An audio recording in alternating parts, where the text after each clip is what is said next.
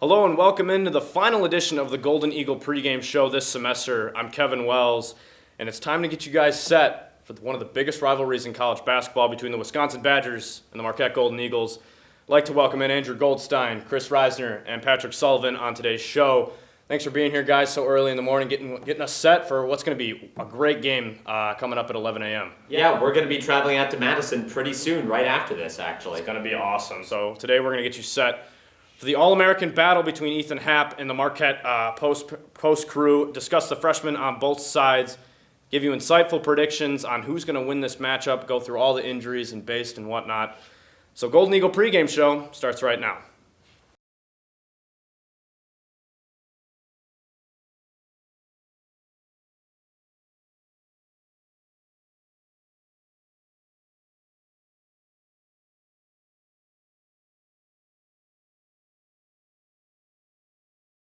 Well, to kick off the show, guys, Ethan Happ, obviously the biggest look for Marquette in this game. He's one of the best players in the country. He's ranked top 10 CBS and ESPN. So in general, what kind of impact does he make on this game, and how does Marquette kind of go about guarding him? Chris, let's start with you on this one. Yeah, Ethan Happ is the definition of an old school big. He's a force to be reckoned with down in the paint. He won Big Ten Freshman of the Year without scoring a single basket outside the paint.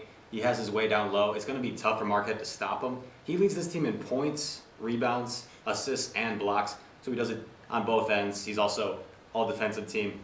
He does it all. He's going to be a force to reckon with in this one.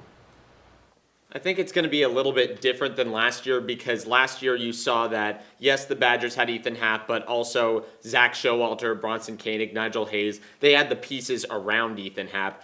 Now that those guys aren't there, now that a lot of those seniors have graduated, Ethan Happ is the Badgers. He's taking up a lot more market share in that offense than he was last year. And one of the most underrated parts about him is passing. He is a wonderful passing big. So if Wisconsin could get the ball to him in the low paint or even in the high block, he could really feed the ball anywhere he wants on the court. He's got such great deception. Everything flows through him. Everyone goes to double team him because he's such a force inside, and we're going to see this a lot in last year's game. I don't know if you guys were there watching it, but when he got out in the first half after those first two fouls, Marquette kind of took control. He comes back in that second half, it's game over. So it's certainly going to be a different matchup. Obviously, Madison's front court a lot different, like you said, Andrew. But Patrick, what do you think about Happ?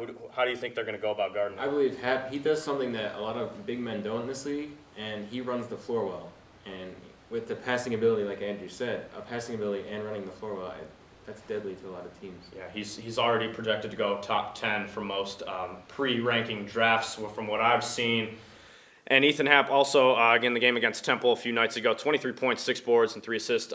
They actually lost that game, but funny thing about Wisconsin, they're one of 2 teams to play 3 ranked teams already this season, 2 Big Ten teams already. So they've had arguably the toughest schedule in the country. They may be under 500, but don't let that fool you. This team is still talented, still has a lot of freshman recruits that have played very well this year. But with that, we'll move into our second question here.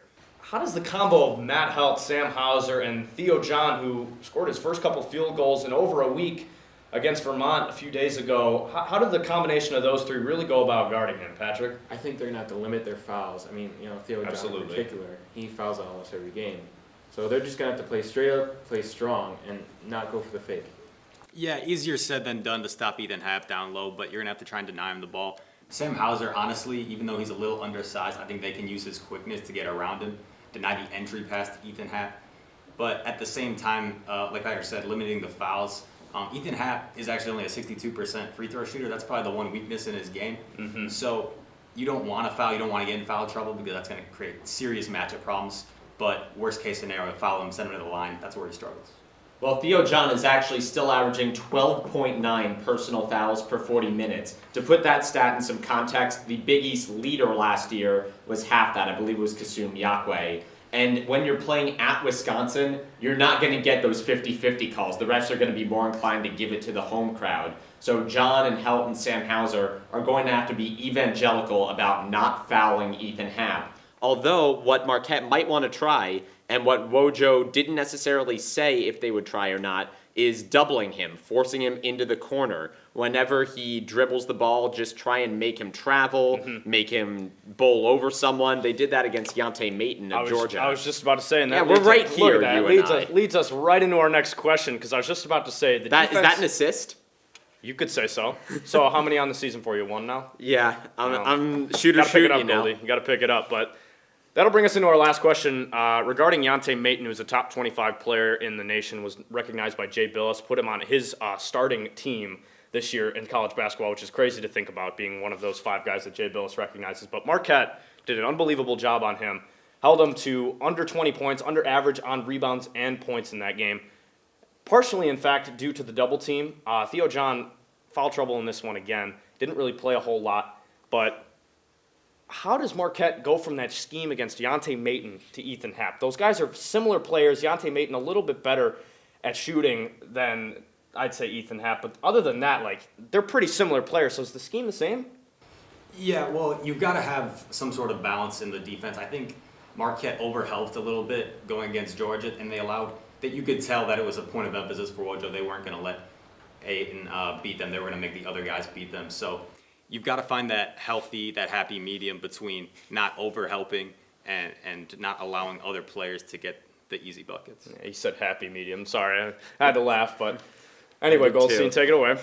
No, well, the thing that you always have to watch with Happ, and we were discussing this just a bit ago, is the passing. He leads Wisconsin in assists. So if you double him, the other 3 players have to be so sharp in rotation, because if he is allowed even a glimmer of space, he's going to find someone to shoot a 3-pointer or to get an easy layup.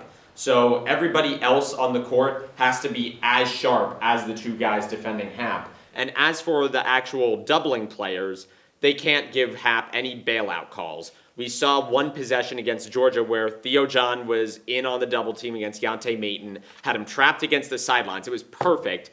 And then John just bumped him on the wrist and let him out of what probably would have been at least a timeout, if not a turnover. So no mental errors. That's the biggest thing in defending Ethan Happ. Agreed. Patrick, what about you? I think, they run the offense through Happ because he's so good. So they're going to have to run, they want to force Wisconsin to run it through someone else. Very good points from all these guys on the final edition of Golden Eagle Sports Report, the pregame show edition against Madison. We'll be right back to get you guys caught up on all the freshmen and the injuries that Madison is facing currently. Welcome back to the show, guys. Joined by Andrew, Chris, and Patrick. I'm Kevin Wells, breaking down the Madison Marquette preview show here. The final edition of our show for this semester, guys. Once again, thanks for being on all semester and helping out. Always great to have some great faces on the show. But before we get going on the second block with the freshmen, we made a little bit of a video a couple days ago discussing on the matchups and how they're going to play each other in this game. So let's take a look at how the freshmen stack up in this one.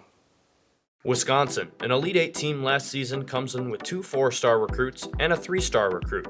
They have the 34th ranked recruiting class to replace Nigel Hayes, Vito Brown, and Bronson Koenig. Marquette, on the other hand, made a first-round exit in last year's NCAA tournament and comes in with the 58th ranked recruiting class in the nation, with 4 3-star recruits. Let's start with Jamal Cain. Cain is Marquette's highest recruit this season and has already proven to be the most athletic player on the court. Here we see Cain's ability to get open off an Andrew Rousey pass. He hits the 3.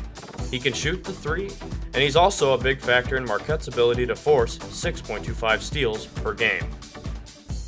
Now here's a look at the freshman with the greatest impact thus far, Greg Elliott. Ever since the transfer of Hanif Cheatham, Elliott has seen a significant increase in playing time. He leads the team in steals, gets to the rim, but his length is what makes him stand out. Here's an example of a hand in the face, forcing William Jackson to miss the 3, and you can clearly see how long Elliott's arms are. Greg Elliott may even start in this game against Wisconsin, as he got his first start against Georgia last Saturday. Now on to Wisconsin. Brad Davidson has been one of the best freshmen in the country. He's also earned the role of a starter for the Badgers. Davidson has a great mid-range step back and shoots the 3 better than any Marquette player so far this season at around 45%. Now for Kobe King, the 3-star recruit from La Crosse, Wisconsin. King also gets a good amount of playing time for Wisconsin's second unit. King is great in the paint, especially for his size. He also has a great mid-range game to go along with Davidson's. Lastly, he's not a part of this class, but redshirt freshman Aleem Ford has had a solid start to his Badger career. He's a stretch four in the Badger starting lineup and played a big role in their 1-point win over Penn State last night, grabbing the game-winning rebound. As you can see, Ford gives them a great dynamic on offense because he's not only 6'8", but he can also shoot the mid-range and shoot the three ball, just a lot like Nigel Hayes used to do last season. As for a comparison, Wisconsin's freshmen definitely have the advantage on the offensive side, while the length of Jamal Cain and Greg Elliott give Marquette the advantage on defense. I'm Kevin Wells, Marquette Wire Sports. Injuries are piling up for the Badgers, guys. Kobe King was sick and not at practice yesterday. Brad Davidson re-injured his shoulder. Seems to be a reoccurring injury for him. It continues to keep happening to him. He did play in the Temple game. He came back from the injury, but still not at 100%. We're not sure if he's going to be at 100% in this game, and that's big because he's been their second leading scorer. However, what does this mean for the Badgers' offense?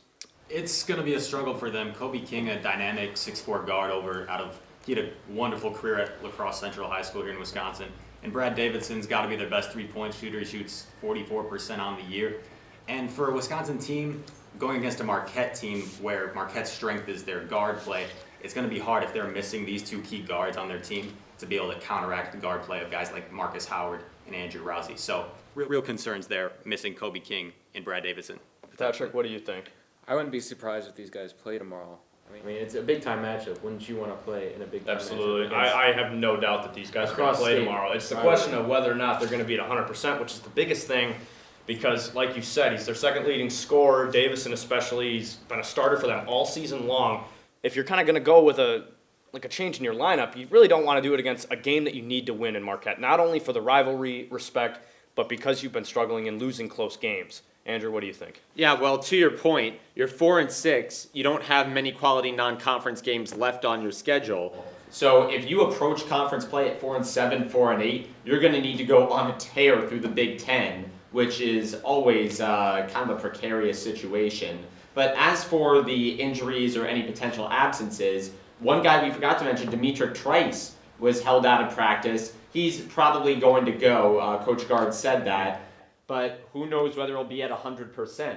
He shot 42% on three-pointers last year. This year he's shooting 30% on three-pointers. So he already wasn't doing that well with his shot this year. Now when you add the injury on top of it, and on top of Brad Davison and Kobe King being out, Ethan Happ's a great player, but end of the day, somebody's got to feed the ball to him. Exactly. And, if you're down to your fourth or fifth guard already, before you get to someone that's at 100%, I don't know how that plays out. Yeah, no, like you were saying too, Goldstein, I'm not sure how it's going to play out either for this Wisconsin team. I have no doubt that these guys are going to play. We don't know about Kobe King. He could be very sick. They haven't really released anything on him. I still would expect him to go in this one. Once again, Wisconsin has had arguably the toughest schedule in the country so far. They've played 7 teams in the Ken Palm top 70 so far this year. And they're one of 2 teams that have played 4 ranked teams, not 3 that I said earlier. So they've played 4 ranked teams already, including Xavier. Marquette will face them a couple times coming up. All been very close games, but the Badgers want this win really bad. And if they're gonna get it, it's not gonna be without their freshmen. They need them to play in this one, especially against Marquette's backcourt. There's no shot if they don't play. So. And by the way, just something to add, a lot of these losses have been really, really close. You look at the Baylor game, they lost 70-65. They trailed by double digits, cut the lead down to 2 points with just 2 or 3 minutes left. Against UCLA, they only lost 72-70. At Temple, they lost by 4 in one of the low-key toughest environments in mid-major college basketball. So a lot of these games, it's not like they're getting blown out. They're right there in them. Their shooting just hasn't come up at the right time. Right, and that's what you would expect with a young team, too. In that UCLA game especially, they lost in the final seconds. It's a heartbreaker, but they were right there, and UCLA is a very good basketball program, very good team this year. So going back to Marquette a little bit here, Theo John, over-under on fouls for him. He's been a guy, like we talked about, always in foul trouble, but he seemed to kind of find his sea legs against Vermont on Tuesday night. Had 6 points, a couple field goals. Is he kind of like coordinating himself a little bit in this offense now? Let's talk about that. Over-under on fouls first, then we'll talk about John. I'd say maybe 3 or 4. Okay. I'm going to go with 4 fouls. He seems to be getting a little smarter on the defensive end, so I'll go with 4. 5. I think he fouls out. I think because, Happ's gonna take advantage. look, I don't disagree with you that he's getting better. I think that he played much smarter against Vermont, but against Ethan Happ, a guy who is as shifty of a big as you're going to find, not just in the Big Ten, but in the entire country, I don't think John is at the level where he could defend a guy like that straight up. So I think he fouls out, takes his lumps, and moves on better because of it. Yeah, if he plays a decent amount of minutes in this game, I would have to agree. I just think his biggest problem this year has been getting into position. Yeah. He's got the size, he has the footwork. It's just right now he's struggling to get into position, and against Ethan Happ, that's no easy task. I would expect him, if he plays over 15 minutes in this game, I would also expect him to foul out in that one. So, by the way, quick point, it's also going to depend on how much the guards protect him, because if they can keep Khalil Iverson or some of the other Wisconsin slashers in front of them, then that's going to deny Ethan Happ the opportunity to get the ball in a favorable position. If they don't, and Theo John has to rotate over in a hurry, that's where the fouls happen. So a lot of that's going to depend on how Marcus Howard and Andrew Rousey and all the other guards do on the perimeter. great stuff. And as you put together a video that we're going to go over in just a little bit, Marquette, all right at defending the three-pointer this year, which may be surprising to some of you. They're actually better at defending the three than they are the two. The two has been a pretty big issue for them, but we'll talk about that in a little bit. But last question here for this block. What freshman's going to have the best game? Goldstein? Out of either team, Marquette or Wisconsin, who's going to have the best block, best game? Give me Greg Elliott. Because if Brad Davison were healthy, I would say Brad Davison. But Greg Elliott has come on strong, made a lot of hustle plays in the last couple of games. I remember at the end of the half against Vermont, the sprinting block that he had from the weak side to deny them a buzzer-beating layup. I think with the effort he's shown and the hustle, you could count on him bringing it against Wisconsin. I think this kid's a gamer. Glue guy. He's a glue guy. He's a glue guy? Yeah, That's a nice quote there. Greg Elliott, good choice. He's leading this team in steals, and he's second in blocks, only behind Matt Hell. He's a real disruptor in there defensively, but I'm going to go an X factor in this game. I'm going to go back to Theo John. Everyone knows the game plan for Wisconsin. Everyone knows that Marquette's going to try and stop Ethan Happ. Theo John's going to go in there at some point. If he can neutralize Happ and just go in there and play solid defense, control the boards, and kind of cancel each other out, that's a win for Theo John, and I think that would be the biggest impact of a freshman. I like Jamal Kane in this one. He's really started to come into his own. He's averaging more minutes a game since Neef left.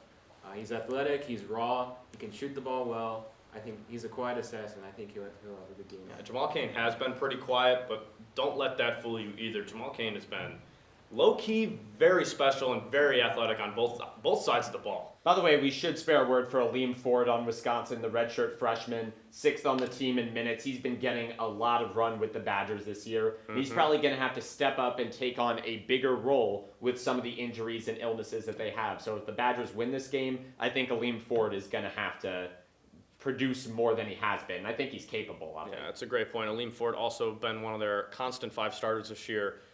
He should play in this one. He is the redshirt freshman that was in the video we just watched a few minutes ago. So definitely, if you want to go keep up on him, definitely go. He's going to be someone to look for in this game. A lot of people like to talk about Davidson and Elliott, but certainly a great point there from you, Goldstein. I like Chris's point the most, though. I'm going to go with Theo John. I want to say Greg Elliott really bad just because of the way he's really come on for Wojo and started these last couple of games, and he doesn't look like a freshman at all. No. It's been so much fun to watch him play, but I like Theo John. I like the points Chris made. I think if Theo John somehow able to keep Happ, body him up, not let him bully him down. He bullied Luke Fisher last year pretty bad. If you go watch the tape, you can clearly see he took advantage of Marquette's post, but with John's size, we haven't seen that on a Marquette team in quite a while. Could be a different look, and I like him as the X factor in this one. So we're going to head to break here, break on the Golden Eagle pregame show. Once again, this is the last one of the semester, so we want to thank all our viewers for tuning in on the MarquetteWire.org website. We're a few minutes away from tip-off, so stay tuned. We'll be right back for predictions in our third block. Welcome back to the Golden Eagle pregame show. I am Kevin Wells, joined by Andrew, Chris, and Patrick. We're back for the final time tonight. We're going to get you through some predictions for the big game just coming up in a couple minutes here. We're going to get you guys out to the Kohl Center. But to start off, guys, first question. Can Marcus Howard keep up his ridiculous shooting? These last couple of games, he's just been almost unconscious from the field. Only played 20 minutes against Georgia, somehow put up 29. Ties his career high with 34 against Vermont in a team that's very good defensively and offensively. Marquette comes away with a big win there, mainly due in fact to Marcus Howard, but can he keep this up?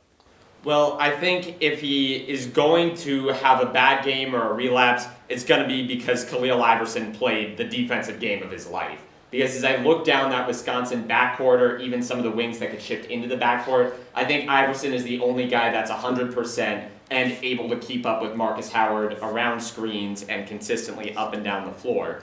But I think Wisconsin's going to focus on taking away his three-pointer, so whether or not he has a great game is going to depend on his right-handed floater, which has been unconscious this year. He's been getting blocked a lot less than last year. Wojo said that he refined it over the summer, has focused on exactly how deep to knife into the lane before he puts up that shot. I think that Marcus Howard is going to have a very good, if not great game, but it'll be a little bit of an unconventional one. It won't be with the three. Yeah. It'll be driving in, setting up opportunities for others, and of course, getting that floater to go. Yeah, and you and I talked about a few times this year and how Marcus Howard, we knew he could shoot the three. Obviously, we know he led the nation in three last year. It was phenomenal. But the biggest thing for him, he didn't just rely on his three games so far this year. He developed another dimension to his play. We've been talking about that with Sam Hauser, how we're waiting for him to kind of do that. He's slowly progressing with the quick first step. But Marcus Howard and his ability to drive the lane and get those floaters up is huge. I think he took notes from Rousey. Rousey likes to do that a lot. But the fact that you don't have to rely on just perimeter shooting for him is huge. Chris, what do you think? Yeah, I agree a lot with what Andrew said. Howard, obviously, back-to-back explosive performances. I think he's really finding his groove. He's sort of emerging as the star and the focal point of this Marquette offense. We saw that from Andrew Rousey earlier, but it seems like Howard's starting to take over as the leader. And I think another stat, which you point out, he's adding dimensions to his game. He's actually leading the entire country in two-point percentage for players under 6 feet with at least 30 attempts. So a little bit of an advanced stat there. He can do it from both ends, and he doesn't force things. He lets the game come to him. So in this game against Wisconsin, they're a very solid defensive team, and he doesn't force shots. He's gonna use that floater. They're gonna come out on him on that shot fake. They're gonna try and take the three away, and he's gonna be able to get to the rim. And I think, like Andrew said, he'll have a good, maybe even a great game. Yeah, and something we really don't like to talk. We could talk about his offensive game and his defensive game, but Marcus Howard's ability to take over in that second half. Almost said fourth quarter. We're in college basketball here. In that second half against Vermont on Tuesday was just something and that's what Wojo talked about in the press conference. He's emerged as the leader of this team. He was able to show his poise, take over the second half, and win Marquette a very close game against Vermont. That game was within 5 points, within 5-6 minutes left to go. Howard takes over, and it's not all about his shooting either. That's the best part. His ability to find open guys and pass up open looks when he thinks someone else has a better look. And that was the biggest thing that I saw from him against the Vermont game. He's got to do that again. And honestly, that's the biggest difference between him and Andrew Rousey, Marquette's other hot shooting guard. When Rousey isn't getting buckets to go, or when things aren't going Marquette's way, he kind of plays hero ball a little bit. He tries to draw the foul on the shot fake. He kind of hoists up shots early in the shot clock. He can shoot Marquette out of a game. Now, he's gotten better at that, at not doing that in the last couple of games, whereas I've never really seen that with Marcus Howard. When his shot isn't falling, he just passes it up. He tries to create opportunities for others. And usually, when you have a sophomore and a senior, you'd expect the senior to be the one doing that, not the sophomore. But that just kind of speaks to Marcus Howard's maturity. Yeah, he's a great kid. He's played well all year, too. Patrick, what do you think? Is he going to be able to keep this up? Especially in this big rivalry game. One of the things I think he learned from Rousey is drawing fouls. We saw in that Maui Invitational him get to the line a lot more. And he's actually 100% from the free throw line this season. So maybe when he's not hitting a shot and he's not maybe looking to pass, he can definitely get to the line. Marcus Howard, obviously. Marquette, one of the best free throw shooting teams in the country, too. They're not known for a lot of things, but they're known for shooting the three very well, and they're known for their free throws. Marcus Howard and Rousey, a big part of that. So Marquette's interior defense has slowly but surely been showing signs of improvement. We've talked about it against Georgia, against Vermont. It was great. Probably the best overall team game I've seen them play was against Vermont on Tuesday. So the question for you guys is, how can the Golden Eagles limit Happ and the Badgers inside? Not just Happ this time, but their entire front court. Well, it all depends on defending the swing, because the thing about Wisconsin's offense is they force you to be disciplined for 16 and 17 seconds. There are no early shots. There are no times where they really shoot themselves out of a possession or a game. if you're going to beat them, you need to be disciplined all the time. Otherwise, they're going to get that one-on-one matchup down in the low block with Ethan Happ as the swing is designed to set up, and they're going to go to town from down there. So as oxymoronical as it sounds, that's not a word, I just made it up. But as as contrarian as it sounds, the interior defense for Marquette is going to start and perhaps even rely on what the guards do in defending the swing around the perimeter. Chris? Yeah, exactly what Andrew just said. They need to play a full 30 seconds of defense. They can't afford to have any lapses. In the swing offense, there's so many actions, so many UCLA screens, cross screens, flex screens going on, all this off-ball movement, all this screening in action going on. Marquette's need to stay disciplined, and they need to have a balance of team defense and individual defense. They got to be able to lock down your man, but also be there to recover on the help side. And if they can do that, maybe they can limit Happ, and maybe they can come away with a win. I would agree. Patrick, last final Just gonna comments here? Reiterate what they said, rotation, that's defending that swing, getting the mismatches, cleaning them up and stuff, forcing Wisconsin to, take tough shots. It's definitely going to be very important. And one thing I'll add, Kevin, is Wisconsin, these two teams have very different styles of play. Wisconsin's very patient, very methodical with their offense. They draw a lot of fouls. Marquette likes to run and gun a little bit. Guys like Rousey and Howard might jack up threes early in the shot clock. So what's going to be key for Marquette is if they play at their own pace and not slow down to Wisconsin pace. If they can turn this into a three-point shootout, that benefits Marquette. They shoot the three ball way better. They shoot better from the free throw line, and from two. So if Marquette can play at their pace and make this into a up and down game, that's going to benefit them. Yeah, it's a great point. And also, too, you want to talk about how they kind of got to control the pace. What I really want to talk about is the fact that with Howard and Rousey, this really needs to be a game where they start early and effective. You can't waste any time against Wisconsin. I know that they're not Big Ten favorites this year, but they're still going to be there. This is an Elite Eight team last year with a few returning members. They don't have a lot of their big guys from last year, but this is still a team with the ability to burn you. And if you don't start out early and effective and you don't start out going, it's going to be a long morning/afternoon. Yeah, actually, one area where Wisconsin has Marquette clearly beat is depth. 15 different players have played in at least one game for Wisconsin. Marquette has only 8 scholarship guys available until the end of first semester when Harry Froling becomes eligible. So if this does turn into a foul battle, if this turns into a war of attrition, Wisconsin's going to win it. They have more guys they can throw at Marquette. So the Golden Eagles really need to get out early, avoid fouling, and turn this into a 3-point up-and-down shootout. And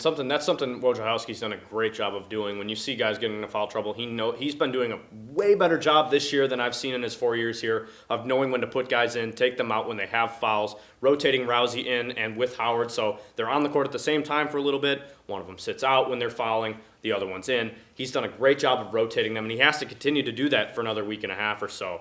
But final question here, prediction-wise, who comes out on top? Who's your MVP? I'm going to say Wisconsin, I know, 83-77. I think All right. it's going to be a close battle, a lot of defense, a lot of offense, a lot of energy in the building. I'm going to go Marquette 80-68. I think they're going to play at their pace. I think they're going to trade a lot of threes for twos, and that's going to hurt Wisconsin. I think Wisconsin's slow, methodical offense is going to come back to bite them. And I think Marcus Howard's going to be the MVP. I think he's going to continue his hot play as of late, and he's going to give some real problems for the Wisconsin defense. What do you think, Holstein? You know what, in the paper I said Wisconsin, but I'm actually changing my pick after seeing Brad Davison and Demetra Trice and Kobe King all less than 100%. I think if those guys are 100% ready to go at full strength, then Wisconsin would be the favorite. But seeing as how those guys are a little bit under the weather or injured, I think you're going to see a less effective Wisconsin backcourt. That's going to lead to, let's call it a 74-68 Marquette victory. Yeah, see, and I'm going to go with Marquette as well. I think this is going to be a little bit higher scoring game. I know the defense has been better, but I still think just because of the rivalry, I think that Wisconsin's going to score at least 80 points. I think Marquette comes out on top. I think it's going to be 85-80. Marcus Howard's my MVP. He's my MVP every game because he's the best player on the team, and he's proven time and time again he knows how to take over second halves now. He's shown that he can shoot. He's shown that he can drive. He's shown that he can do everything. So I'm going Marquette in this one, 85-80. By the way, the Bovada line on this game right now is Wisconsin +7. Ooh. I think that's high. Like, even if you favor Wisconsin, I would take the points there. I don't think they're 7-point favorites. Yeah, they may not know too about the injuries, but they could be assuming that these guys are going to play. Definitely expect to see Wisconsin playing a lot in this game. Even despite their injuries, sicknesses, their freshmen are going to be playing in this game. So before we call it a semester here in Studio 7, I just want to give a quick shout out to my fellow producers, Dean, Nathan, Chris, Andrew, thanks for being on. Volunteer Patrick, really appreciate everybody being on our production staff.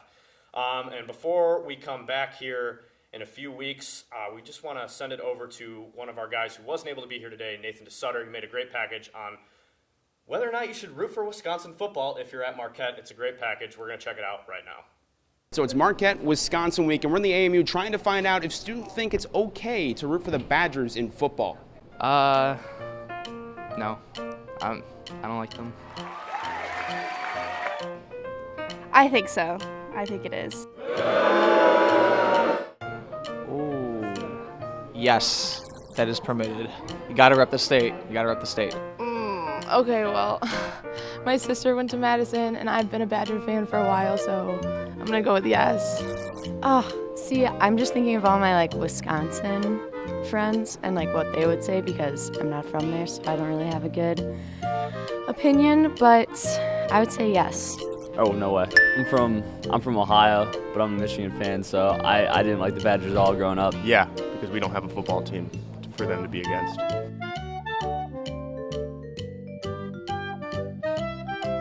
Yeah, I think so. No. Okay, why? Because we're playing them, so we can't root for them. So why do you disagree with your friend over there?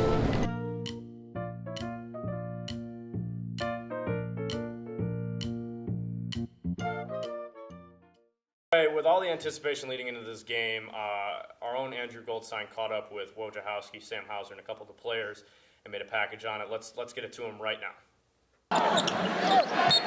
Going into this year's Wisconsin game, Marquette has one thing on the mind: execution. We don't talk about rivalry or road game, or let's just ball goes up. Let's have a good game plan. Try to execute it. With a team of 8 scholarship players and 4 newcomers, the first road game of the year is bound to be tough. You try to treat every game like a big game, and hopefully the atmosphere, the crowd, all that stuff will make us better. One thing making it even tougher: a hectic schedule. The 7 dots on this calendar are the 7 games Marquette has played in the weeks leading up to Wisconsin. Add in a couple of mandated off days, and all of a sudden, the Golden Eagles haven't had a lot of time to practice or recover. It's been a grueling stretch for us, and so we had to give them a day to catch up. So we'll start diving into the Badgers today. The returning players will be paying close attention, especially sophomore Sam Hauser, who sat out most of Marquette's loss to the Badgers last year with foul trouble.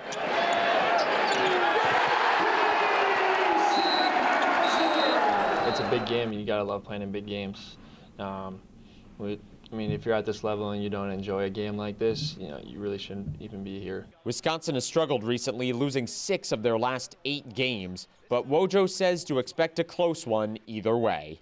Anybody's got a chance to win. My first year here, we weren't very good. We had 6 scholarship guys, and it was 35-33 with, I think, under 6 minutes to go. So, they're a really good team. From Milwaukee, Andrew Goldstein, Marquette Wire Sports. Thank you all for joining us on the final edition of the Golden Eagle pregame show. We appreciate all of our audience and all the people that have put the tireless efforts in to making this show a great success. We will return to the airwaves in just over a month, the week of February 1st. So thank you all so much for joining us. I'm Kevin Wells, signing off.